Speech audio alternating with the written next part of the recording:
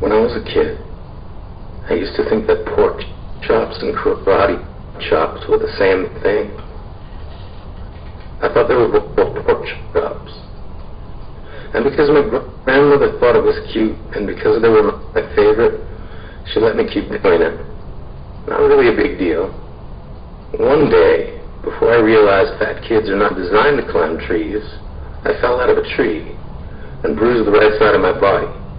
I didn't want to tell my grandmother about it because I was scared I'd get in trouble for playing somewhere I shouldn't have been. A few days later, the gym teacher noticed the bruise and I got sent to the principal's office. From there, I was sent to another small room with a really nice lady who asked me all kinds of questions about my life at home. I saw no reason to lie. As far as I was concerned, life was pretty good. I told her whenever I'm sad, my grandmother would use me karate chops. This led to a full-scale investigation, and I was removed from the house for 3 days until they finally decided to ask how I got the bruises. News of this silly little story quickly spread through the school, and I earned my first nickname, Pork Chop. To this day, I hate pork chops. I'm not the only kid who grew up this way.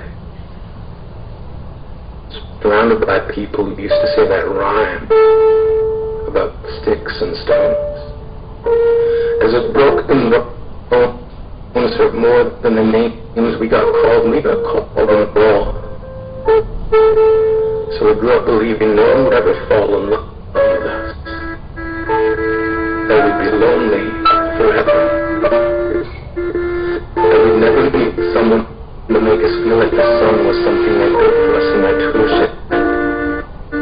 So broken heartstrings bled the blues as we tried to empty ourselves so we would feel nothing. Don't tell me that hurts less than love. And homegrown life is something so there's no way for it to metastasize. She was 8 years old. Our first day of grade 3 when she got called ugly. The first time we moved to the back of the class, so we started getting bombarded by battleground. We found ourselves outnumbered day after wretched day. We used to stay inside for recess because outside was worse. Outside we'd have to rehearse running away and learn to stay still like statues, giving no clues that we were there in grade 5. They kept a sign at the front of her desk that read, "Beware of the dog."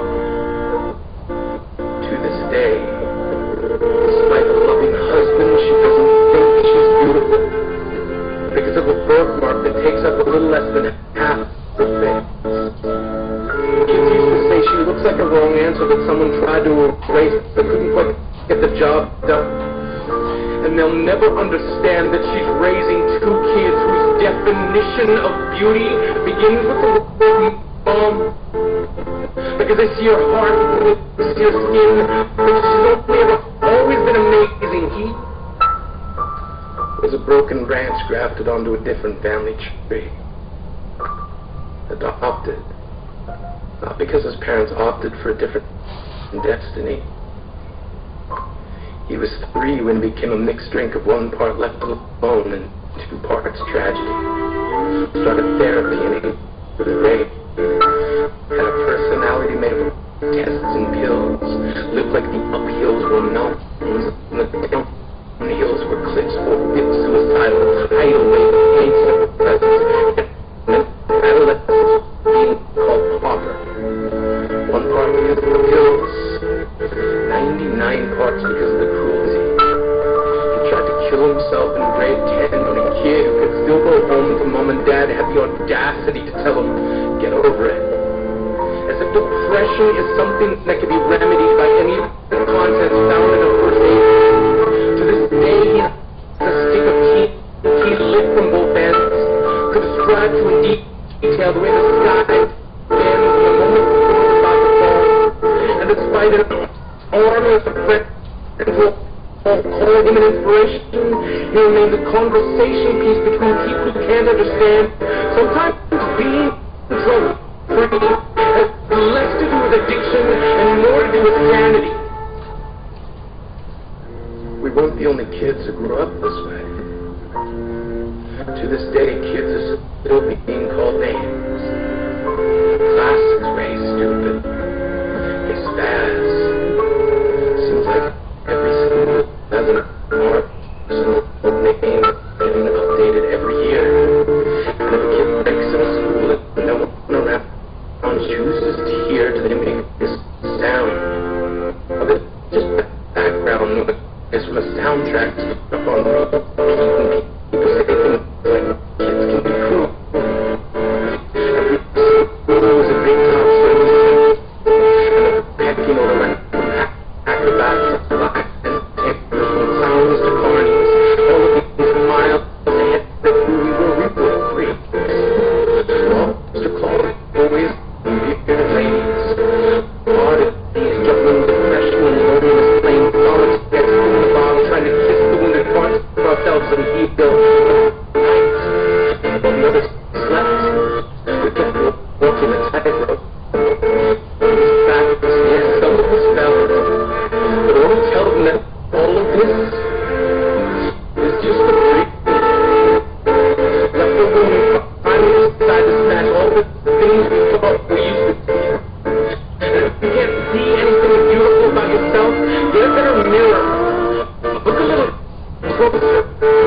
Stare a little longer. Because there's something inside you that makes you try to fight everyone who told you to quit. You built a cast or a broken heart inside of yourself. You decided they were wrong. Because maybe you didn't belong to a group or a clique. Maybe they decided to pick you last for basketball or everything. Maybe you used to bring bruises and broken teeth to show and tell but never told. Because how can you hold your ground if everyone around you wants to bear you beneath it? You have to believe that they were wrong. They have to be wrong. Why else would we still be here?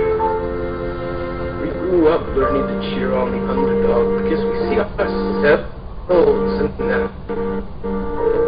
We stem from the root planting the belief that we are not what we would call. We are not abandoned cars stalled out and sitting empty on some highway. And if in some way we are, don't worry. We only got out to walk and get gas. We are graduating members from the class of we made it. But the faded echoes of voices crying names. Of course, they did. But our lives will only ever always continue to be a balancing act that has less to do with pain and more to do with beauty.